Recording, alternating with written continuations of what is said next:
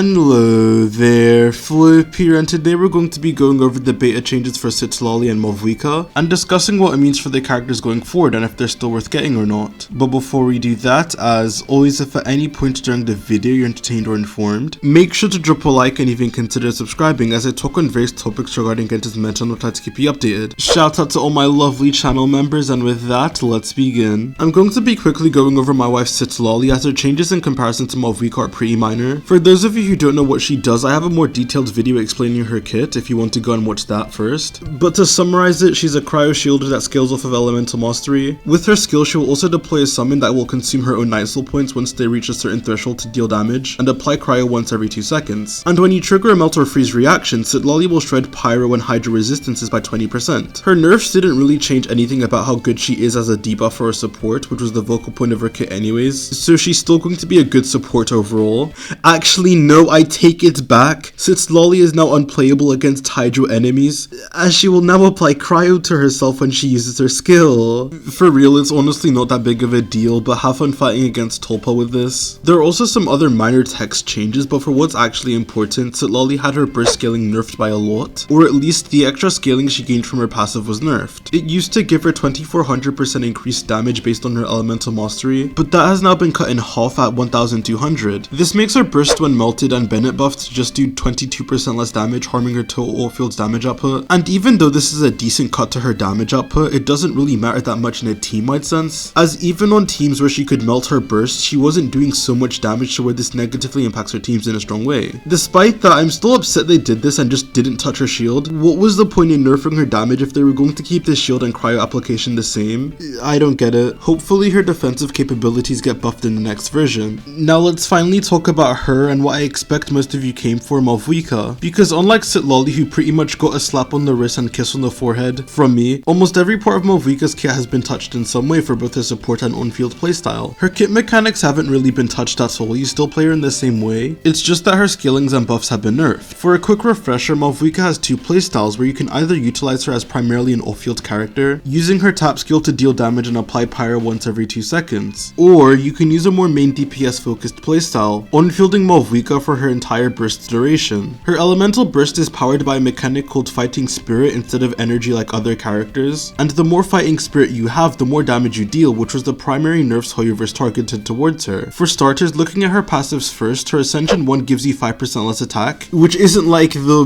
biggest thing in the world, but still a nerf to her own personal damage. And then for Mavuika's Ascension 4, instead of giving the active character up to 50% damage bonus, it's now been reduced by 10 to a 40% damage bonus, gaining less damage per Fighting Spirit as well. Then when we get to her burst, the initial hit scalings weren't touched at all, but her charge attack scalings have been reduced by about 10%, on top of getting less of a damage increase from your Fighting Spirit on your charge attack and normal hits. And of course, as I'll show later, this tanks her damage by quite a big margin. But for now, I want to discuss her off-field playstyle first. Her supportive playstyle didn't really change much, so if you plan to use her as a support anyways, at most you lose some of her off-field damage as she has less attack, and her damage bonus was slightly lowered. But overall, this isn't enough to where it changes her standings in teams as a support. I'm pretty sure the reason why her initial burst scalings weren't touched is due to the fact that swapping into burst for her damage bonus was how she was supposed to be played in her supportive role, and they didn't want to affect that much. Which sounds fucking obvious, but for carries like Risley, Navia, or Kanich, it was a meme, but if you just on-fielded Mavuika instead of using them, it would be a better use of teammates, but that is no longer really the case. We can now move on to talk about her DPS teams though, which...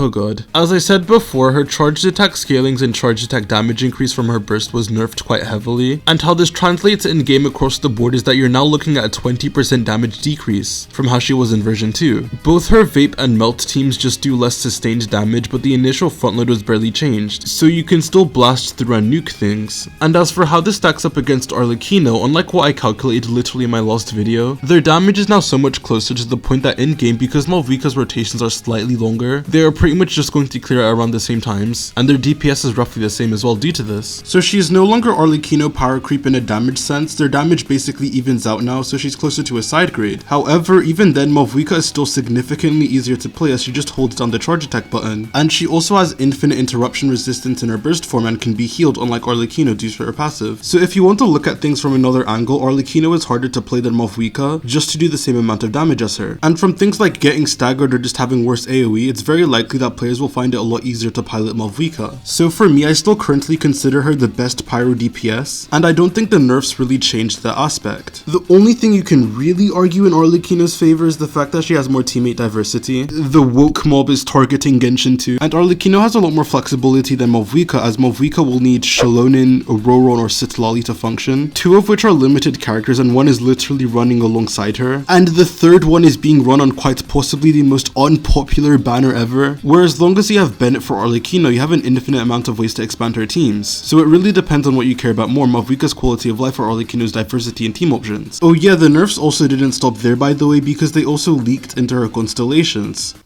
See what I did there with leaks? Because I'm talking about leak. Her Constellation 1 stayed the same, just giving some attack, but C2 has now been nerfed a lot. You now get 200 base attack instead of 300, and the scaling increases you get for your attacks have been reduced by quite a bit. This makes it so that unlike the ludicrous 60% damage increase this Constellation was before, it's now more in line with the rest of the DPS Constellations at around 40%. And honestly, I think this is completely fair. Her C2 was way too overtuned before, even competing with some C6 5-stars, which I don't really think would have set a healthy precedent going forward. And thankfully, the supportive side to her Constellation 2 just wasn't changed at all. It will still give you the full defense reduction to nearby enemies, so if that's what you were pulling for, you don't have to worry. Okay, and this is something I found funny, but if you're wondering where the 10% damage bonus Mavuika had in her base kit went, they now updated her Constellation 4 to not only have the same effects as before, but you also get that 10% damage bonus they took away from her base kit. The same thing also pseudo happened to Citlali, as her C4 got buffed to further increase its EM scaling. So yeah, they just rebalanced the power of the base kits to make some of the later constellations stronger. Pyro Traveler and Lanyan also received some buffs across the board, but I'm yet to make videos on them and they are not really that